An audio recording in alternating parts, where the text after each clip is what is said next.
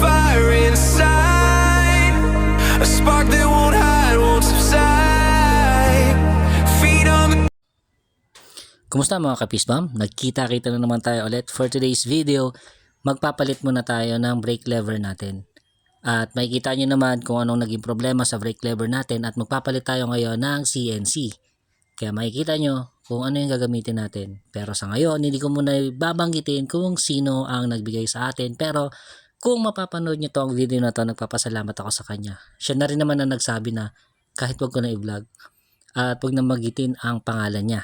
Okay na, at medyo nabubulol ako. Kaya tara, pisa na natin. So mga kapisbam, tapos na tayo.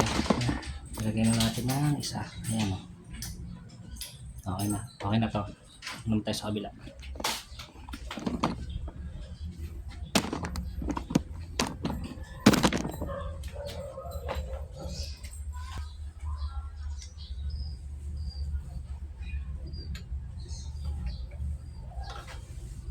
Dali na lang gabit. So, ayun. Okay na tayo.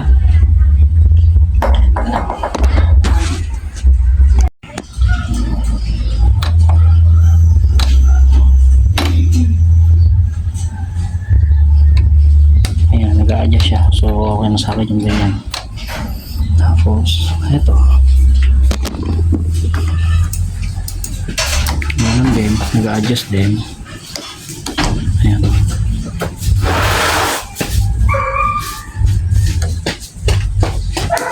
Ayan. Ayan, sakto.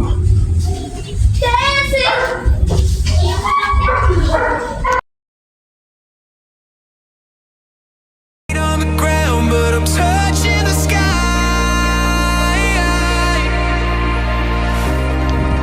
The world can't dim my glow.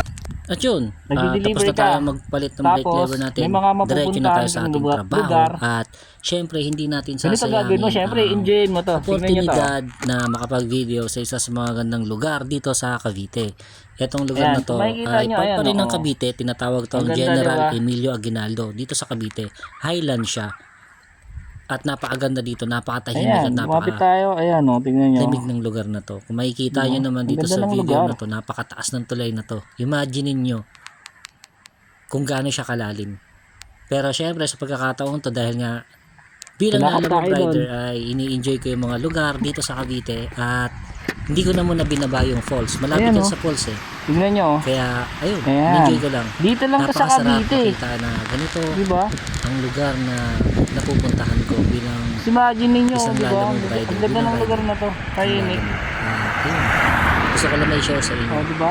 Ikaw ba, hindi mo enjoyin yung napupunta ka sa mga ganitong lugar? Enjoyin mo na. Ayan, o. Oh. Sarap, diba? Siyempre, hindi na natin sasayangin yung pagkakataon. Minsan na lang naman tayo makapunta. Kaya, ayun, enjoy lang.